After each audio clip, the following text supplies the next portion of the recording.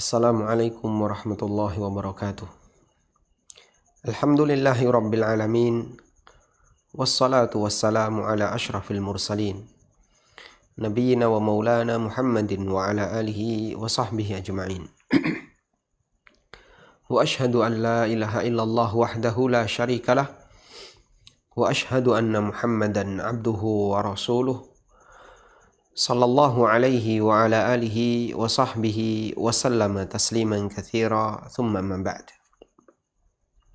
Alhamdulillah, kita layak memuji syukur kehadirat Allah Azza wa Jal. Allah Subhanahu wa taala memberikan kita kemudahan untuk belajar bersama, melanjutkan kajian kita membahas kitab Khudh Aqidatak. Dan pada pembahasan kali ini kita masuk satu bab baru yang diberi judul oleh penulis dengan As-Sunnatu wal Bid'ah, tentang sunnah dan bid'ah. Satu istilah yang barangkali sempat menjadi perbincangan besar di kalangan kaum muslimin, karena ada sebagian yang merasa alergi dengan istilah bid'ah. Bahkan di antara mereka ada yang menjadikan istilah ini sebagai salah satu indikator untuk menyebut seseorang sebagai manusia yang radikal.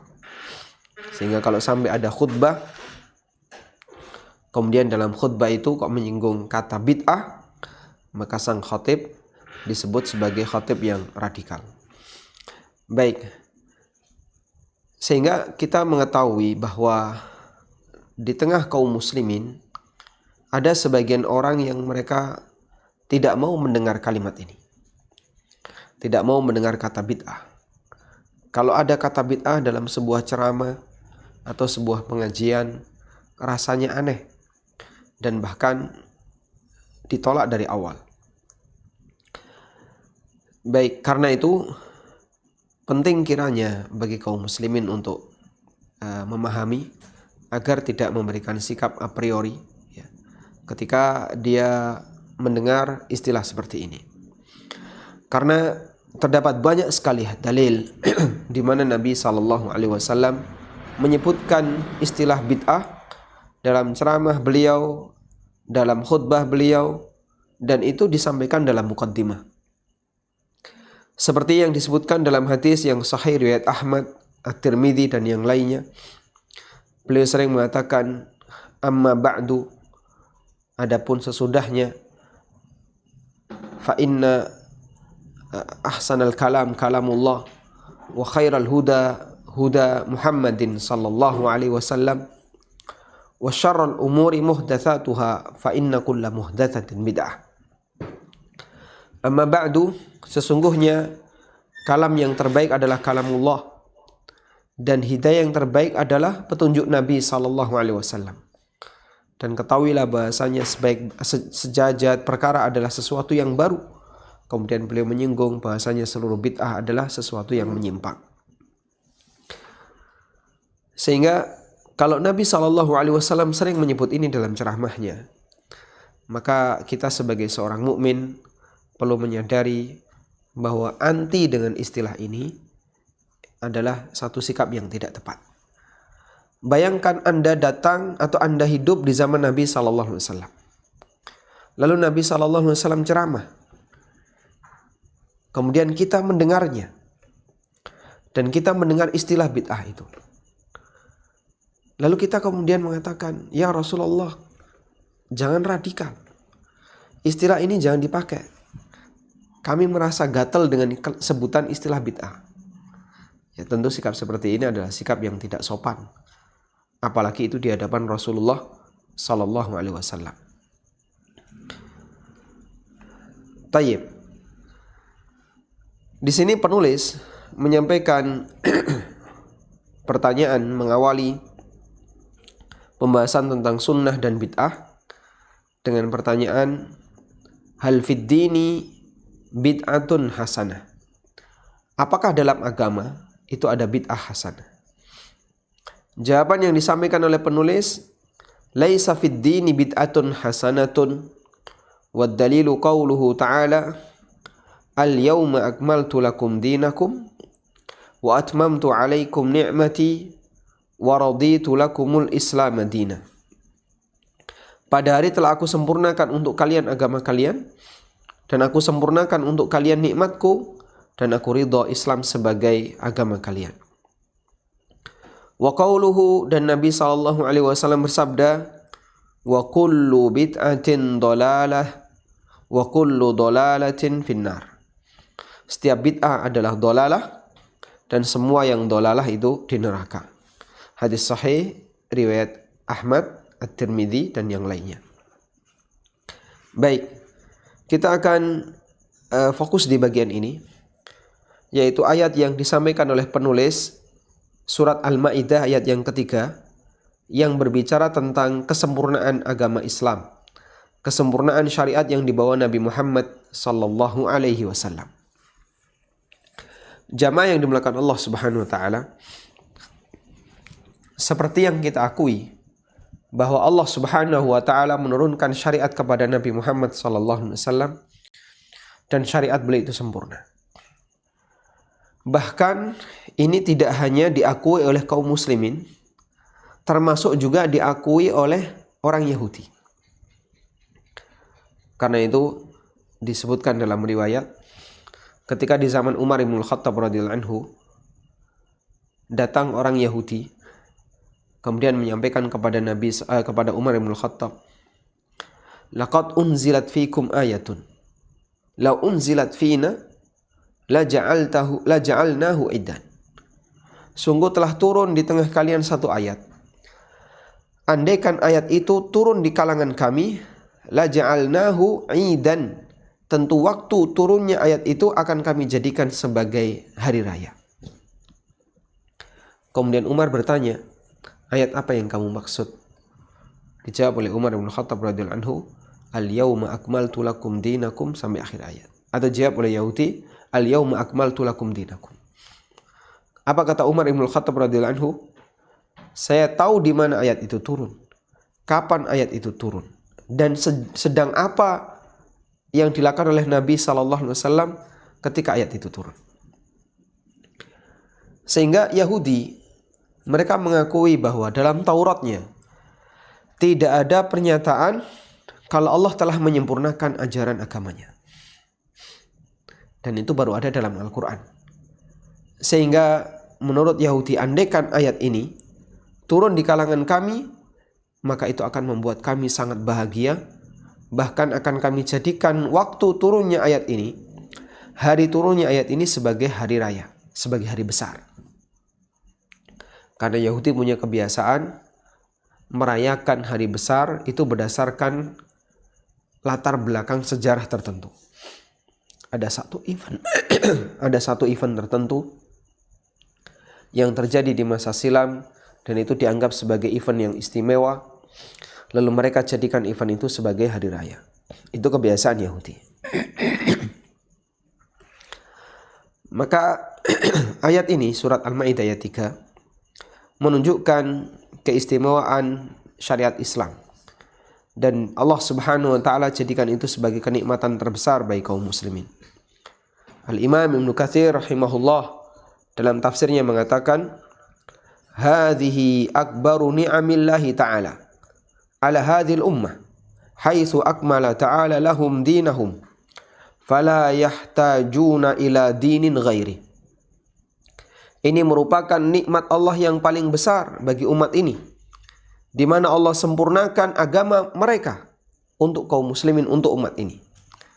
Sehingga karena agama ini sempurna, maka mereka tidak butuh agama yang lainnya. Wala ila nabiyyin ghairi nabiyihim salawatullahi wassalamu alaih. Dan kaum muslimin, umat Muhammad tidak butuh nabi selain Nabi Muhammad sallallahu alaihi wasallam, selain nabi mereka sendiri. Walihada ja'alahu Allah Ta'ala khatamal anbiya'i wa ba'athahu ilal insi wal jin. Karena itu Allah Ta'ala jadikan beliau sebagai penutup para nabi, dan Allah utus beliau untuk yang ajarannya berlaku bagi manusia maupun jin. maka tidak ada yang halal kecuali yang apa yang Allah halalkan, apa yang beliau halalkan. Wala harama illa ma harramahu, dan tidak ada yang haram kecuali apa yang beliau haramkan. Wala dina illa ma syara'ahu, dan tidak ada agama kecuali apa yang beliau syariatkan.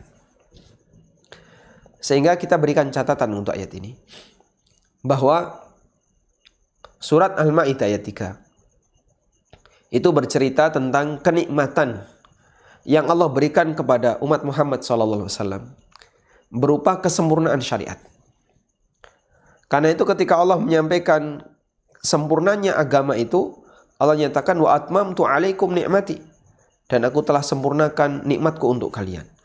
Al yauma akmaltu lakum dinakum, pada hari di mana aku sempurnakan untuk kalian agama kalian, dan aku sempurnakan nikmatku untuk kalian. Sehingga kesempurnaan agama adalah bagian dari nikmat Allah Subhanahu wa taala. Tayyib. Karena itu jamaah yang dimakan Allah Subhanahu wa taala, kita ketika mengakui bahwa kesempurnaan agama adalah bagian dari nikmat Allah Subhanahu wa taala, maka seharusnya kita bersyukur. Bersyukur ketika Allah jadikan untuk kita agama yang sempurna.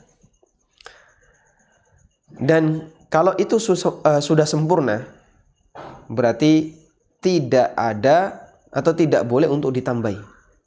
Karena sesuatu yang sempurna ketika ditambahi, bukan justru semakin membuat sempurna, tapi justru merusak. Dan kita paham itu ya. Dua mata yang ada di kepala kita sempurna. Ada nggak orang yang bersedia dikasih satu mata tambahan? Dia nggak bersedia. Kenapa? Tambahan satu mata bukan semakin menyempurnakan, tapi merusak. Allah Subhanahu wa taala memberikan kita dua tangan. Ada orang yang misalnya punya 3 tangan, satu tangan bercabang. Itu semakin sempurna ataukah cacat? Kita yakin itu cacat. Sehingga jamaah, sesuatu yang sempurna dikurangi merusak, ditambahi juga merusak. Makanya konsekuensi ketika kita mengakui bahwasanya syariat ini telah sempurna adalah jangan dikurangi dan jangan ditambahi. Kemudian dijelaskan oleh sebagian ulama, fala yutasawwaru ayyaji'a insanun wa yaqtari'u fi syari'ati syai'an li'anna ziyadata 'alaiha tu'addu istidrakan 'ala Allah ta'ala wa tuhi bi anna asy-syari'ata naqisatun wa hadha yukhalifu ma ja'a bihi kitabullah tabaraka wa ta'ala. Fala yutasawwar insanun yazidu 'ala syar'illah wa yakunu ghaira madhmum. Dinyatakan oleh seorang ulama yang bernama Taufiq Al-Wa'i. Beliau mengatakan, jika kita mengakui bahwasanya syariat ini telah sempurna, maka tidak bisa kita gambarkan ketika ada orang yang dia membuat sesuatu yang baru dalam syariat, lalu dia dianggap bukan sesuatu yang tercela. Padahal yang namanya menambahi aturan syariat, tu'addu istidrakan, itu bentuk meralat ala Allah ta'ala, terhadap syariat Allah. Nambahi aturan syariat, kata beliau, tu'addu istidrakan ala Allah tabaraka wa ta'ala, itu termasuk diantara tindakan meralat syariat Allah, yang dia berawal dari keyakinan bahwasanya syariat ini masih kurang. Wa hadza yukhalifu ma jaa bihi kitabullah tabaraka wa ta'ala. Dan ini bertentangan dengan apa yang ada dalam kitabullah tabaraka wa ta'ala. Fala yutasawwaru insanun yazidu ala syar'illah wa yakunu ghaira madmum. Maka enggak masuk akal kalau ada orang yang menambah-nambahi syariat Allah, tapi dia bukan termasuk orang yang tercela. Gimana dia telah melakukan tindakan mengkoreksi syariat Allah, tapi dia tidak dicela. sehingga setiap menambahi syariat Allah Subhanahu wa taala itu adalah tindakan yang tercela.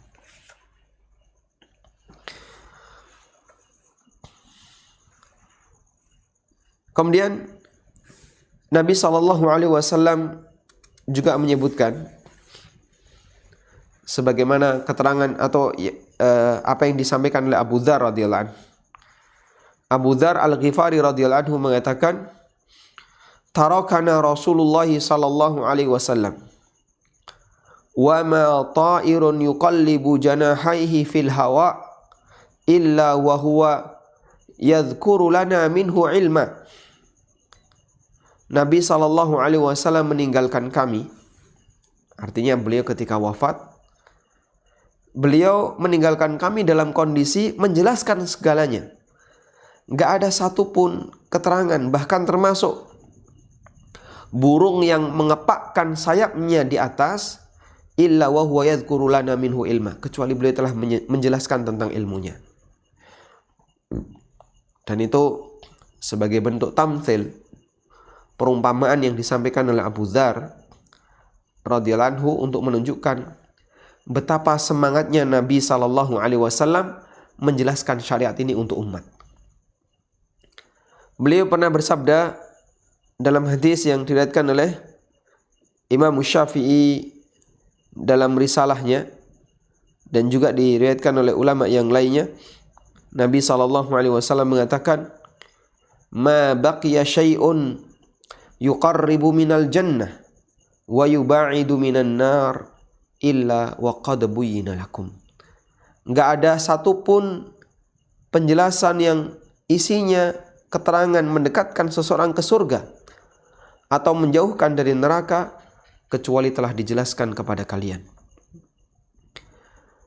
Sehingga dalam hadis ini menunjukkan at-tasrihul jali, penjelasan yang sangat tegas bahwasanya semua amalan yang bisa mendatangkan ke surga telah dijelaskan oleh Nabi SAW. Sebaliknya, semua perbuatan yang bisa menjauhkan seorang hamba dari neraka juga telah dijelaskan oleh Nabi sallallahu alaihi wasallam. Sehingga nggak ada yang kurang. Nggak ada yang kurang. Semuanya telah sempurna. Tayyib.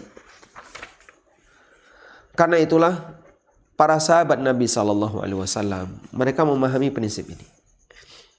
Sehingga tidak ada dalam kehidupan mereka membuat sesuatu yang baru melebihi dari apa yang diajarkan oleh Nabi sallallahu alaihi wasallam. Seperti perkataan Ibnu Mas'ud radhiyallahu anhu, beliau mengatakan, "Ittabi'u wa la tabtadi'u faqad kufitum." Ikuti, jangan membuat yang baru, karena kalian sudah dicukupi. Sehingga nggak perlu nyari, nggak perlu nambahi. Ikuti saja apa yang ada, jangan membuat sesuatu yang baru. Karena ketika seorang hamba dia meyakini bahwasanya Nabi SAW meninggalkan syariat ini dalam kondisi sempurna, maka tugas dia hanyalah ikuti saja yang sempurna, inilah yang akan menyelamatkan kamu. Karena ketika membuat yang baru, tadi disebut oleh Taufik Al-Wa'i bahwasanya ini termasuk di antara tindakan istidrakan ala Allah tabaraka wa ta'ala, mengkoreksi syariat Allah Subhanahu wa ta'ala. Qala Ibnul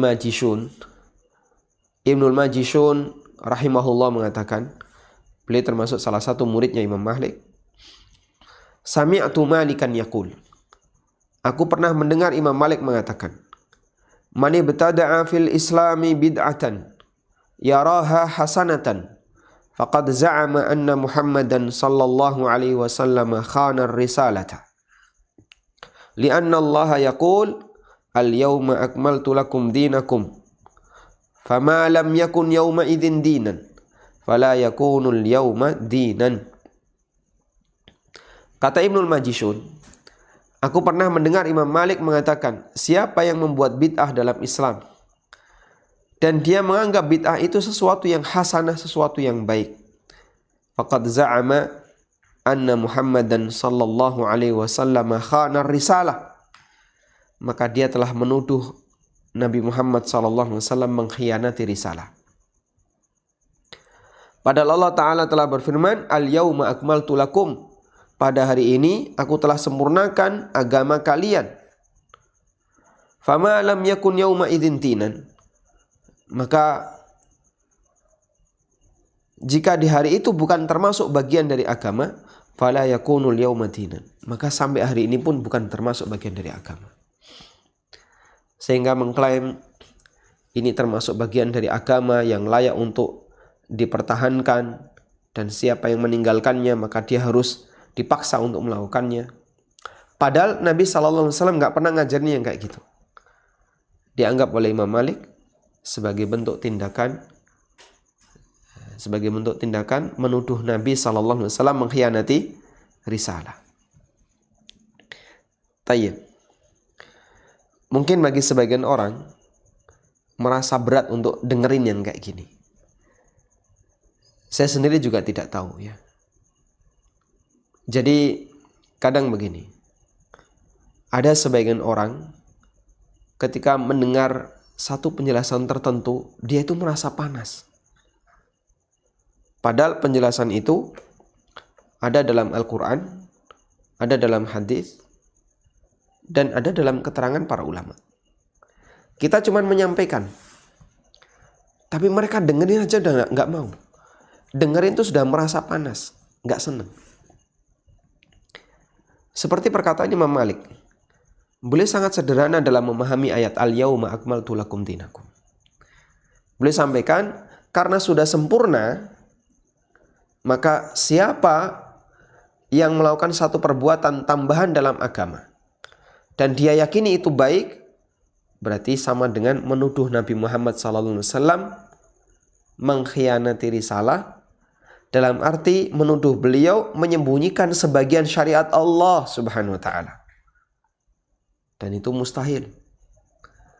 Karena beliau orang yang maksum, dijaga oleh Allah, tidak mungkin mengkhianati syariat yang Allah Subhanahu wa ta'ala berikan sebagai amanah bagi beliau. Makanya melakukan tindakan bid'ah itu termasuk di antara, kalau kita lihat di sini, bentuk kriminal kepada Nabi Muhammad SAW. Meskipun klaimnya dia cinta Nabi SAW, klaimnya mencintai, tapi di saat yang sama dia melakukan perbuatan yang itu konsekuensinya adalah sama halnya dengan menyebut Nabi SAW menyembunyikan sebagian syariat. Dan jemaah, Anda bisa perhatikan, orang-orang yang melakukan bid'ah, mereka tidak hanya sebatas melakukan sekali, dua kali, tapi mereka jadikan bid'ah itu sebagai prinsip, sehingga jadi ciri khas. Sehingga dia juga ajarkan kepada yang lain, pokoknya yang lain harus seperti ini. Dia paksakan yang lain untuk ikut. Kalau enggak, nanti yang lain dianggap sesat, dianggap menyimpang. Dan itu karakter ahli bid'ah. Semuanya seperti itu. Maka orang yang melakukan perbuatan bid'ah, dia tidak cuma sekali terus ditinggalkan, selesai, enggak. Tapi jadi rutinitas. Sehingga jadi tanda. Akhirnya ketika ada orang yang meninggalkannya, dianggap agamanya kurang. Nah, ketika dikasih penjelasan, Nabi SAW nggak pernah melakukan kayak gini. Ini dibela. Ya. Ini dibela dengan dalil-dalil yang lain misalnya, yang itu nggak nyambung untuk mempertahankan seperti ini. Akhirnya bid'ah itu jadi tradisi, sehingga siapa yang meninggalkannya dianggap telah meninggalkan sunnah. Dan itu sebagaimana yang pernah diisyaratkan oleh sebagian sahabat, nanti kalian akan hidup di zaman yang penuh dengan bid'ah. Sehingga tatkala ada satu bid'ah yang ditinggalkan, masyarakat komentar, laqad turikatis sunnah. Sunnah telah ditinggalkan. Padahal aslinya yang ditinggalkan adalah praktek bid'ah. Tayyib. Al-Imam Asy-Syaukani dalam kitab beliau Al-Qaulul Mufid fi Hukmi Taqlid, beliau menyampaikan dialog menyampaikan dialog dengan sebagian ahli bid'ah. Kata Asy-Syaukani, fa idza kana Allahu qad akmala dinahu qabla ay yaqbida nabiyahu sallallahu alaihi wasallam, fama hadzal ra'yu alladhi ahdatsahu ahluhu ba'da an akmalallahu dinahu. Apabila Allah Ta'ala telah menyempurnakan agamanya sebelum diwafatkan nabinya sallallahu alaihi wasallam, maka bagaimana dengan prinsip seperti ini yang dia sesuatu yang baru yang dibuat-buat oleh orang yang memilikinya padahal Allah telah menyempurnakan agamanya. In kana minad dini fi i'tiqadihim fa huwa lam yakmul 'indahum illa bi ra'yihim wa hadha fihi raddun lil Qur'an. Wa in lam yakun minad din fa ayyu fa'idatin fil ishtighali bima laysa minad din. Kalau memang akidah itu adalah bagian dari agama, ya, fa huwa lam yakmul 'indahum illa bi ra'yihim. Berarti syariat itu belum sempurna menurut mereka kecuali dengan keterlibatan logika mereka. Wa hadza fihi raddun lil Qur'an, dan itu berarti bentuk penolakan terhadap Al-Qur'an. Wa illam yakun minad din, dan kalau itu bukan bagian dari agama, fa ayyu fa'idatin fil ishtighali bima laysa minad din. Lalu apa manfaatnya kita menyibukkan diri dengan sesuatu yang bukan bagian dari agama? Jadi di sini Asy-Syaukani berdialog dengan ahli bid'ah, tapi bid'ahnya dalam masalah pemikiran. Bid'ahnya dalam masalah pemikiran. Kata beliau, kalau ini bagian dari agama, sementara Nabi SAW nggak pernah ngajarin, berarti itu kan sama dengan meyakini bahasanya agama ini belum sempurna kecuali digenapi dengan logikanya. Dan itu berarti sama dengan menolak Al-Quran. Tapi kalau logika dan pemikiran ini bukan bagian dari agama, ngapain kita capek-capek ngurusi yang kayak gini? Ngapain kita capek-capek mikirin yang kayak gini? Baik. Hal yang sama bisa kita bawa pada praktek amalan yang dilakukan oleh kaum muslimin. Ada orang yang punya rutinitas melakukan praktek tertentu. Pilihannya dua. Kalau ini bagian dari agama, Anda yakin ini bagian dari agama, padahal tidak ada dalilnya, berarti itu sama dengan mengkoreksi agama. Bantahan yang kedua, atau pilihan yang kedua. Oh enggak, ini bukan bagian dari agama, ini tradisi. Kalau itu bagian dari tradisi, kenapa Anda paksa orang lain untuk melakukannya? Pokoknya kamu harus kayak gini. Kalau nggak kayak gini, bukan bagian dari golongan kami. Kenapa orang harus dipaksa untuk melakukannya?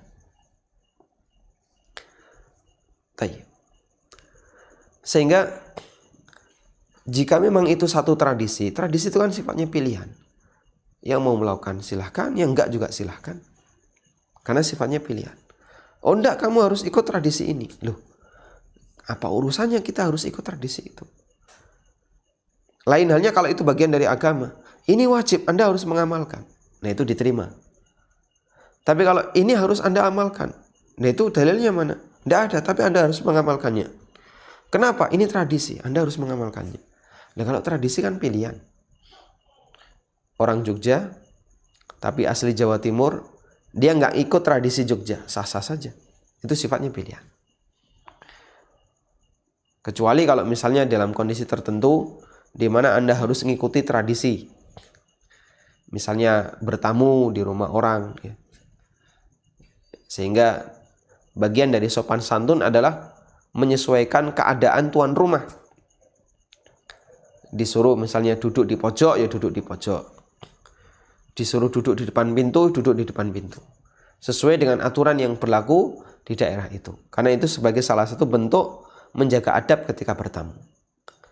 Tapi kalau dalam lingkungan masyarakat, orang melakukan dan tidak melakukan, itu pilihan.